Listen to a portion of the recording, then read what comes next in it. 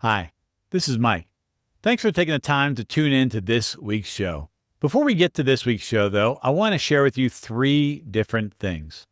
First of all, I'd like to take a moment to say thank you.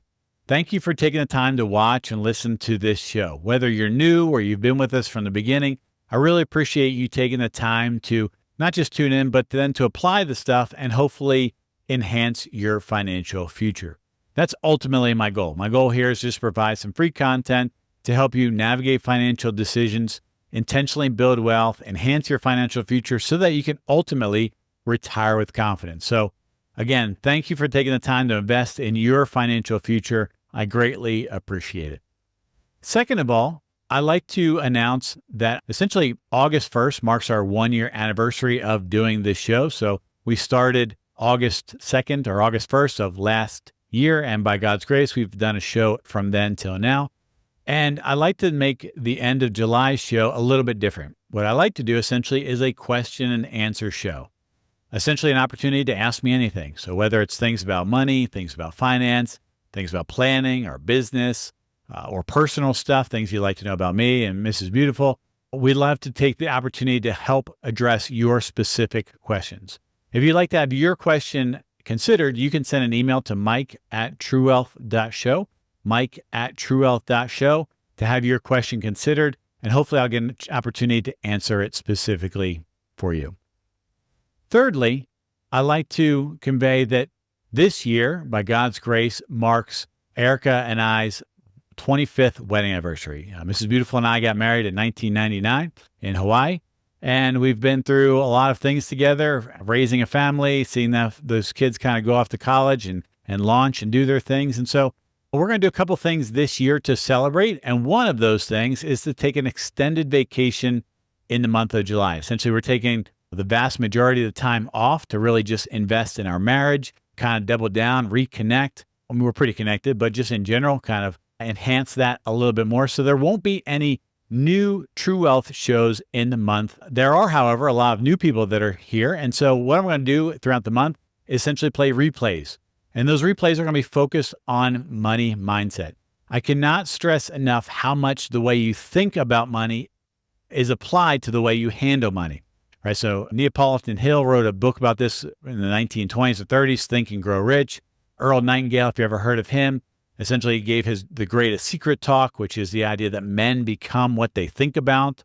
Both of those are based upon the proverb of 23:7 that says, "For as he thinketh in his heart, so is he." Right? The way we think about money has a large impact on the way we handle money, which has a large impact on the money and the wealth and the things that we have. So throughout this month, we're going to be doing a handful of replays on money mindset. Thanks again for tuning in. I hope you enjoy this week's True Wealth Show replay. Hi, I'm Mike Potter, and I'd like to welcome you to the True Wealth Financial Show, a show dedicated to providing you the information and inspiration to navigate financial decisions, intentionally build wealth, and retire with confidence. I appreciate you taking the time to tune in. Please feel free to like, share, and subscribe so you don't miss any future episodes. Additionally, you can find more information and resources on our website at truewealth.show. And now, let's get on to this week's episode. Hello. Welcome to another episode of the True Wealth Show. Thank you so much for taking the time to join us today. In today's episode, I want to talk about the value of identity. So identity plays a large role in our lives. Oxford defines identity as a sense of oneself as a separate individual, being a distinctive personality and the true self persisting over time. Said another way, identity refers to our sense of who we are as individuals and as members of society. Now, previously, we've talked about how beliefs drive actions, which drive outcomes, which then provide evidence to contradict or reinforce those beliefs. And so we talked about how all change, specifically financial change in this realm, starts with beliefs. James Clear, a couple of years ago, wrote a great book called Atomic Habits. He talked about how habits are powerful forces in our lives, and it's really those habits that determine the long-term outcomes in our lives. A habit is nothing more than a series of repeated actions done over a long period of time, either consciously or unconsciously. He points out that habit formation really starts with how we see ourselves because it's our identity that play a large part in the actions that we take. And if our identity or the way we see ourselves or our self-image is in contradiction to the actions that we're doing, we'll end up self-sabotaging. We'll end up quitting. So it's really identity that forms and shapes how those outcomes come. Here's an example.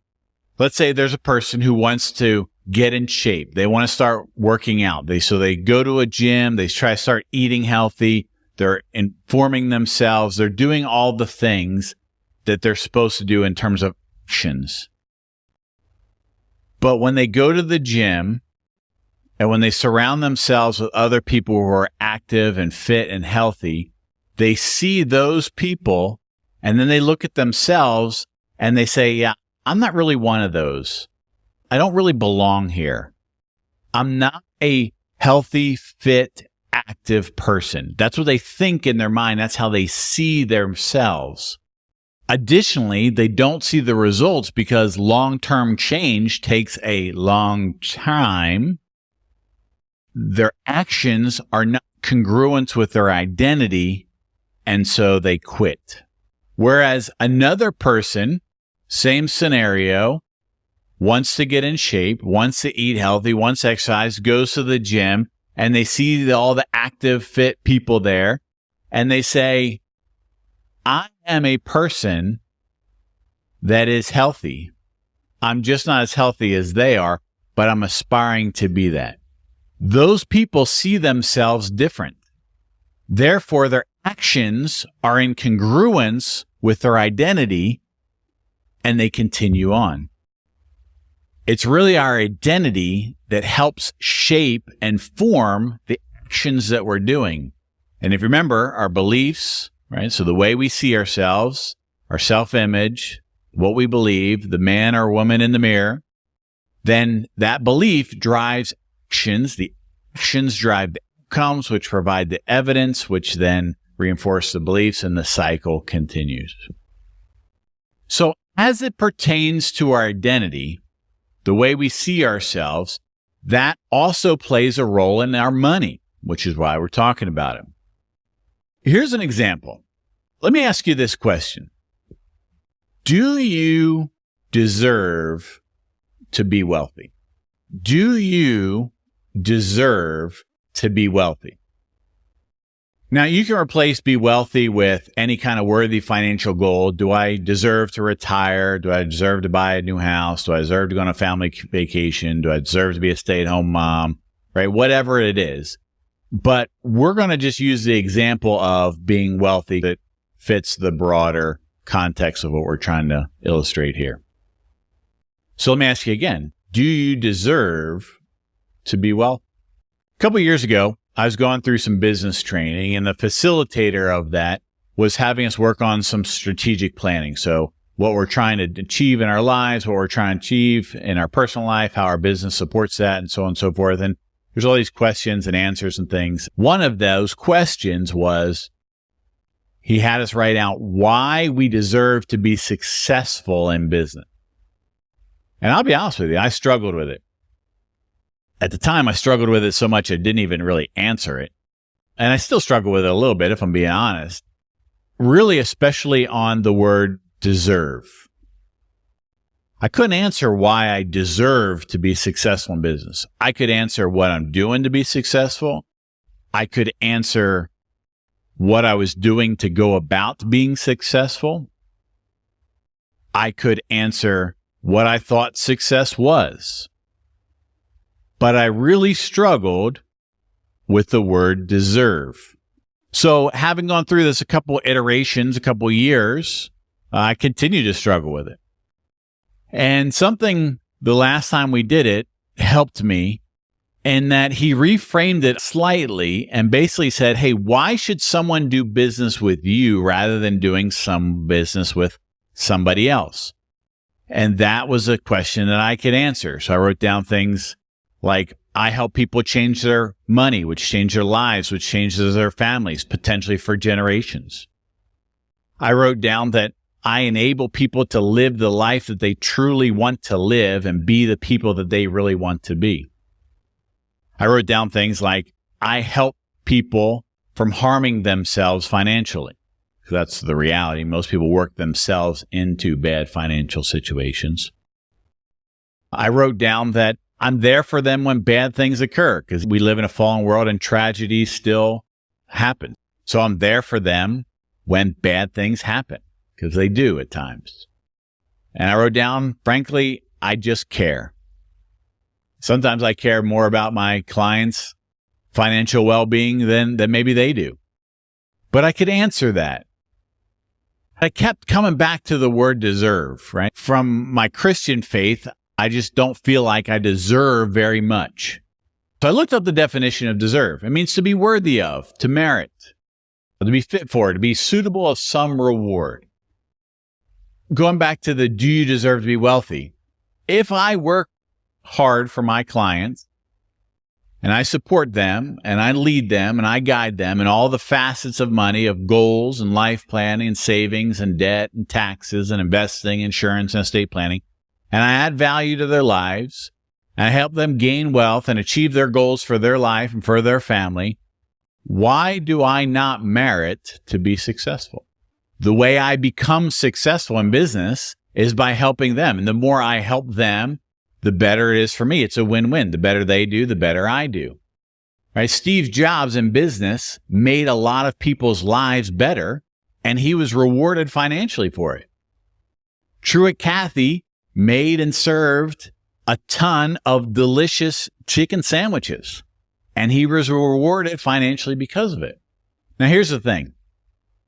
If you think about it like this, if you go to work for an entire week and you do your job and you put in the effort and you do it to the best of your ability, at the end of the week, do you believe that you are entitled or you deserve a paycheck? Well, of course you do, because you did the work and now you merit the result of that.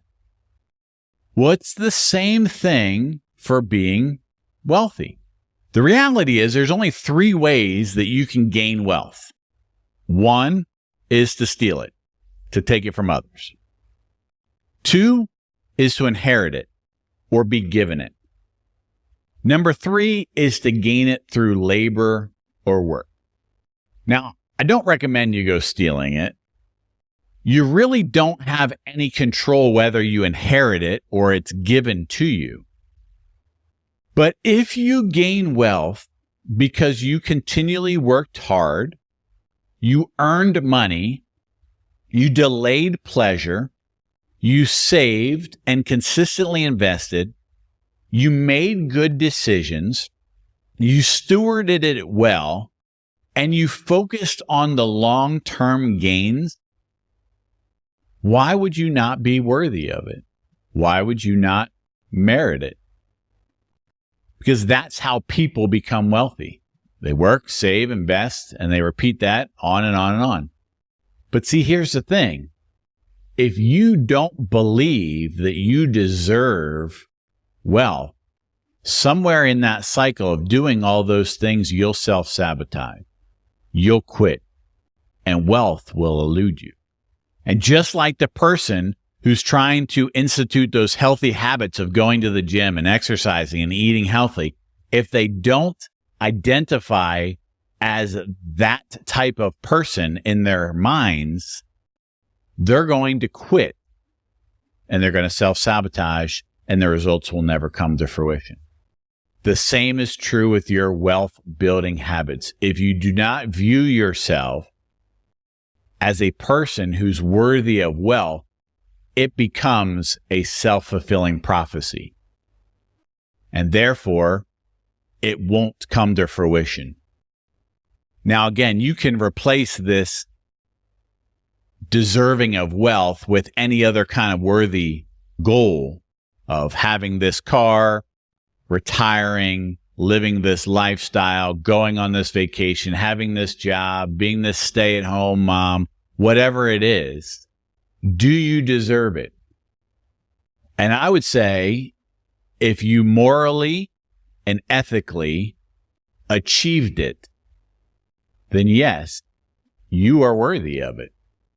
And you deserve it because you've done the work, because you've put in the effort, because you've made the sacrifices. I would encourage you, if you're in that stage in some form or fashion, to wear your blessings well. Don't be guilty of it. Don't be shameful of it, because you've done it the right way.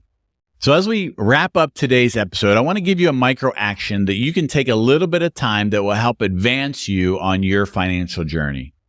And here it is for this week. I want you to take some time, and I want you to write down, just like I did for business a couple of years ago, I want you to write down why you deserve to be wealthy, or why you deserve to retire, or why you deserve whatever goal it is that you're trying to achieve, and why it is you deserve it. And I want you to take some time to write it down. Think about it, write it out, reflect on it a couple times. There's just something powerful when you write it. Identity shift is important as it comes to change in general, certainly financial change.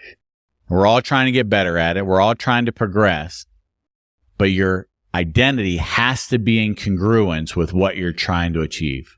So take a little bit of time, write down why you deserve to be wealthy, why you deserve to retire, why you deserve to have this goal, whatever it might be, and take some time to reflect on it.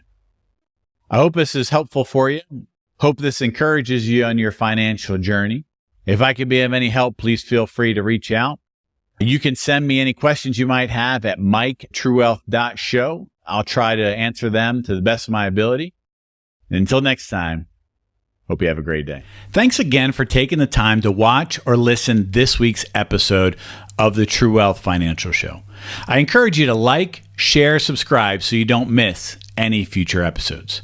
Additionally, you can go to www.truewealth.show for more information and resources. One final note as we wrap up today's show. I hope the information that you were provided was helpful and valuable, but I want to remind you that it's really for educational purposes only. Prior to making any decisions or taking any actions, I would strongly encourage you to talk to your legal, tax, estate, or financial advisor who's familiar with the circumstances of your situation. Until next time, I hope you have a great day.